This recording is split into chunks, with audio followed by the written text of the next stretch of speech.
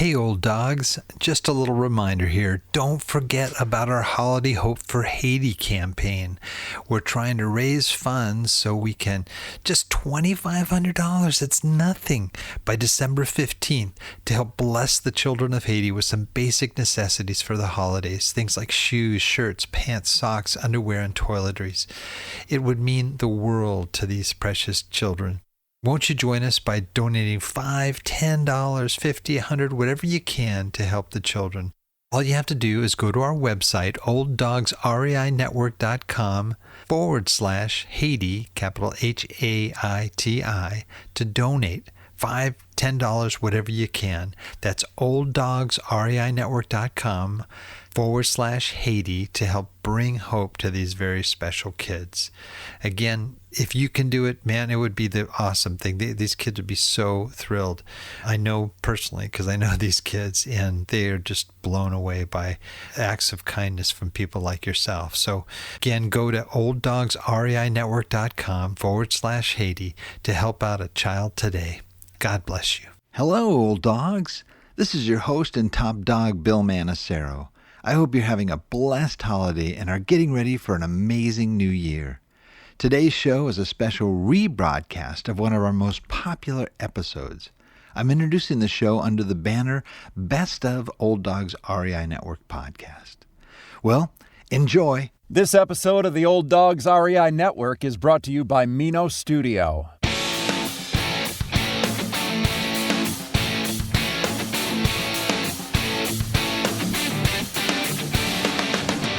Welcome to the Old Dogs REI Network, where cash flow is king.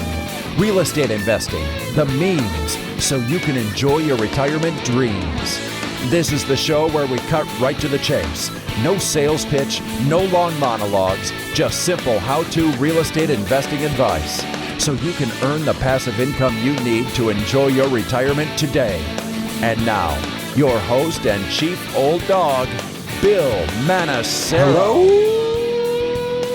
Hello, old dogs, and welcome to Fun Facts Friday. This is our once a week, only on Friday show, where we have special episodes not featuring guests, where I will share tricks, tips, terminology, and techniques that will help skyrocket you to real estate investing success. Today's topic is where to find below market properties. But before we get started, I just want to touch base with you guys briefly here just to say, hey, I hope everything is going good with your real estate investing efforts. I want to encourage you. I think there's just some great stuff happening out there. We are really excited because some great things are happening on our end, which I hopefully will be able to share more in detail with you in the next couple of weeks to come here. But in the meantime, I just want to just say, hey, there's a number of very cool things going on. I'm just going to give a little plug here for biggerpockets.com.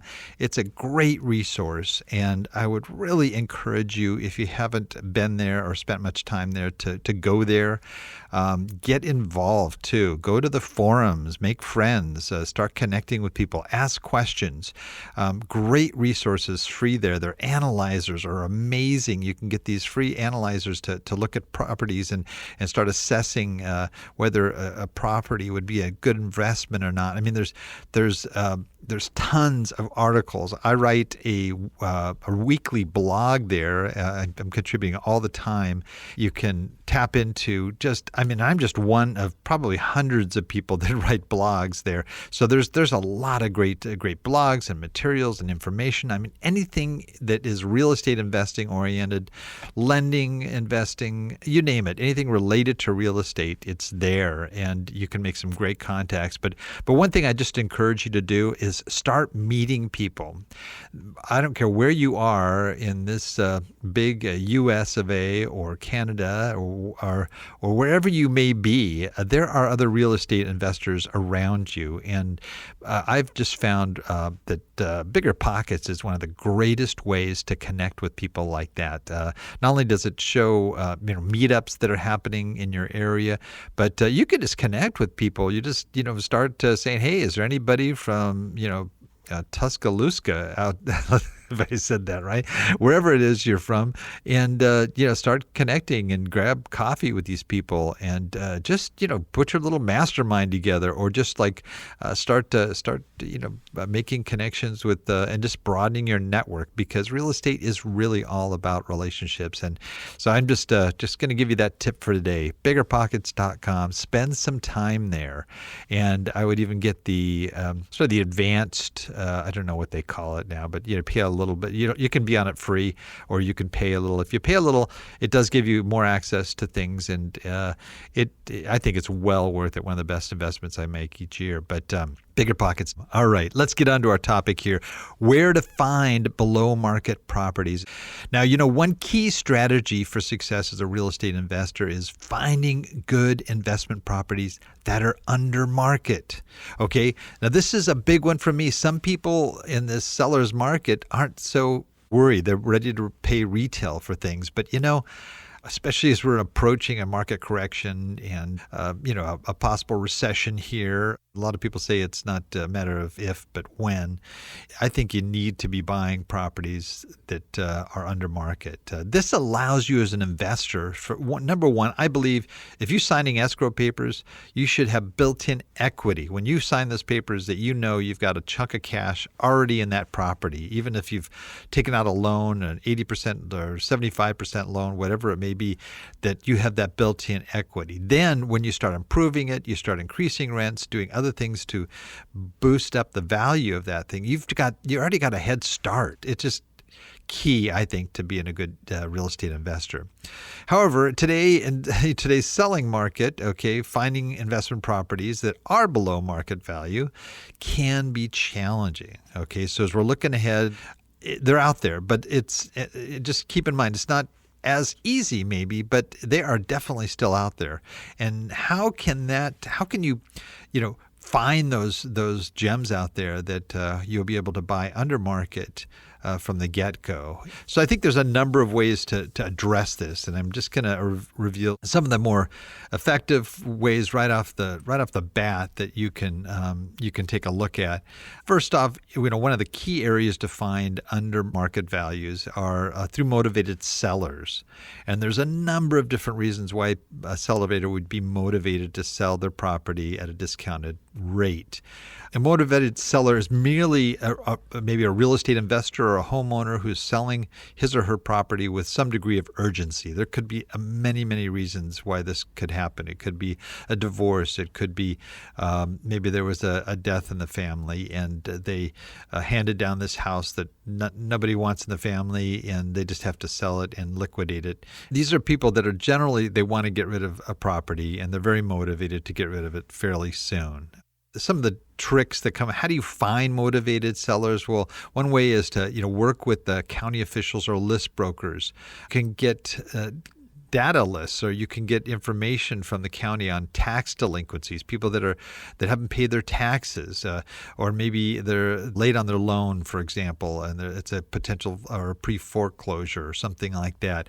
There could be a divorce associated with it. So there are lists for almost all of these sort of desperate situations where you can find some good quick deals very quickly. So that's probably one of the biggest areas. Number two, there are real estate websites out there that you can contact. Now, if you have a friend that has access to the MLS, sometimes you can just do a search on the MLS, and you can find properties that are definitely below market. You have to know what the market's what the average market price is for a comparable house, and you'd have to go into it with some degree of knowledge. But if you have a friend who's a realtor that'd be willing to do this for you, that's very cool.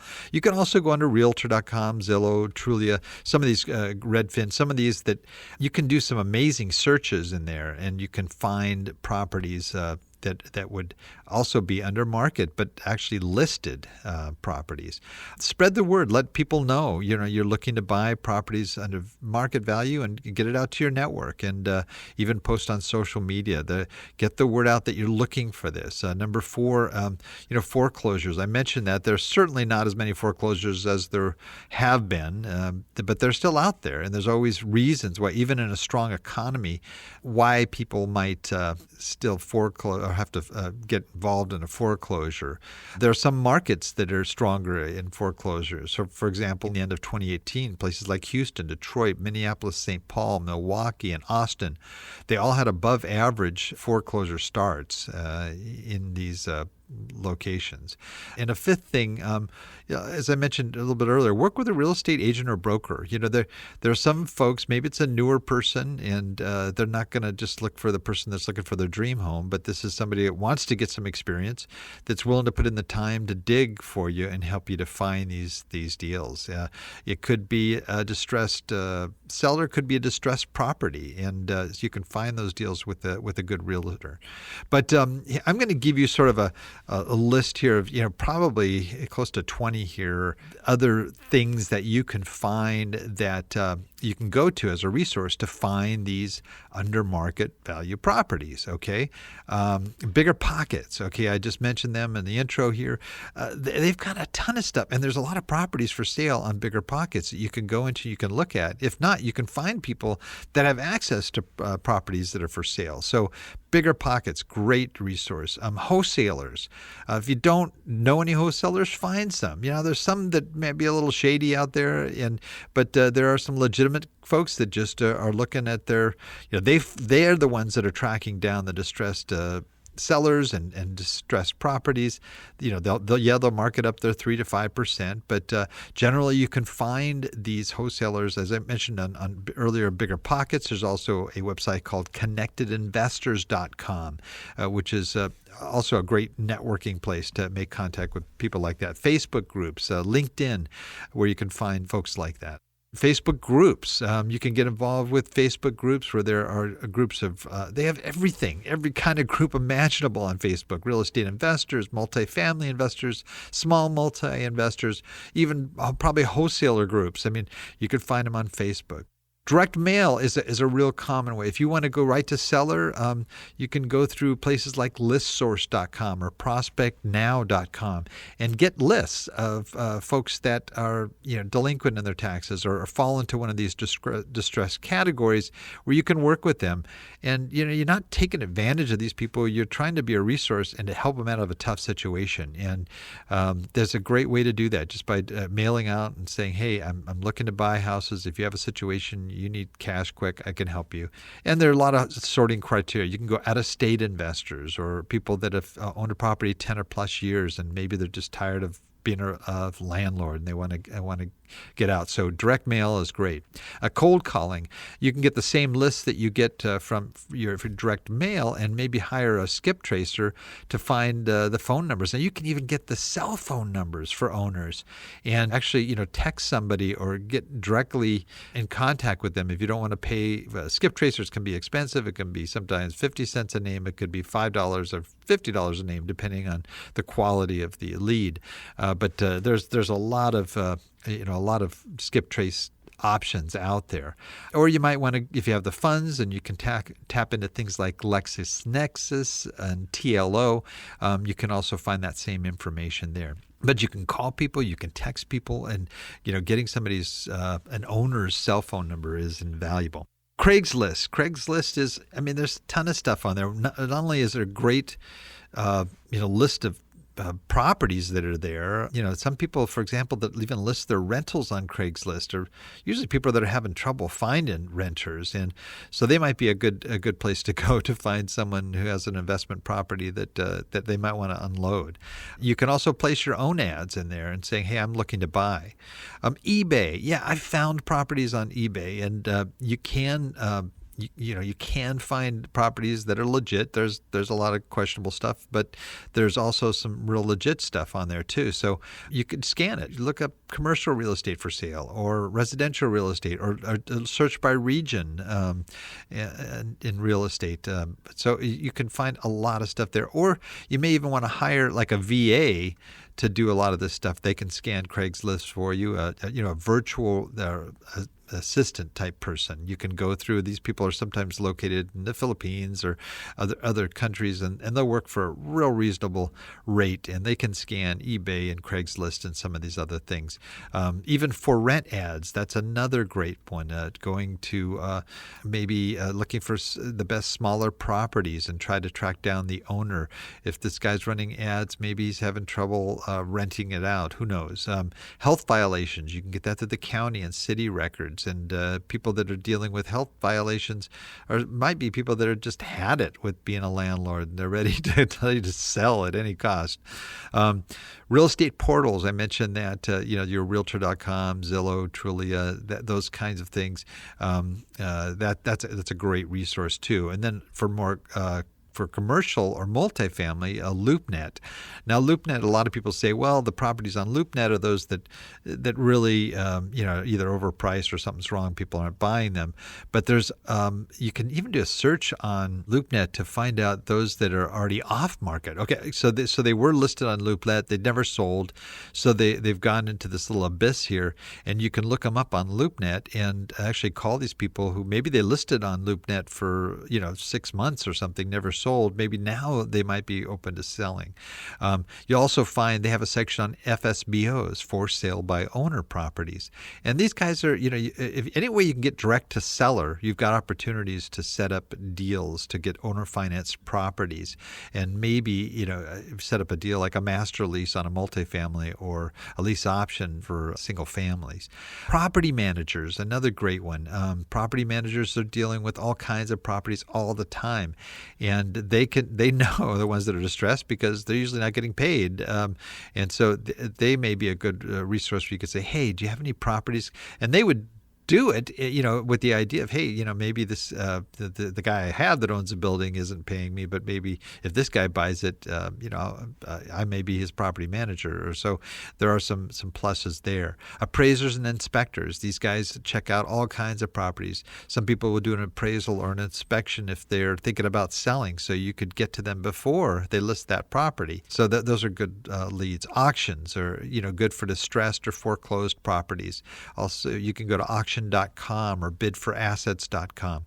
Google Maps. Now, we used to say driving for dollars, but I say, Googling for dollars. You can do the same thing. You can cruise up and down the streets with Google Maps and be able to look at properties in a neighborhood that you're interested in. Sometimes you'll just see a property and you'll say, wow, this one does not look that great. Now, granted, some of the pictures are older, but if you can get a more current picture of a property, and you can see it's kind of distressed or run down, I'd get the address and then do your research and contact the county and get the records and find the owner and maybe make an offer. So the ideal thing, everybody says, especially when you're buying apartments and or value add type properties, you're looking for the property that is, for example, the C property in a B neighborhood, or maybe even in an A neighborhood. It's a property you can get in there and you can upgrade it, and boom, you've doubled the value of that property. So there's some good opportunities there. Vendors that serve apartments, electricians, carpet installers, roofers, plumbers, air conditioning guys, pool cleaning people, lawn care professionals that are dealing with properties. They're dealing with vendors all the time. Again, they may see somebody that's having trouble with their property, and would be a good one to know. You can get eviction records from the city or the county. If you've got somebody that's got a lot of evictions going on his property, you may have already a distressed owner there that might be interested in selling quick. Old listings, I mentioned that on MLS or LoopNet, things that are listed over 6 months old, a property that's been listing and it's not selling.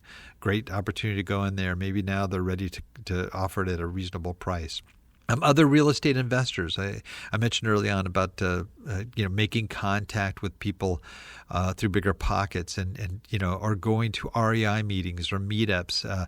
Making contact with other investors who may have properties they're getting rid of, or they're looking for, maybe they got offered a property that it's not within their criteria, but it may be yours. And so the more you can network and stay in contact with other real estate investors, the better.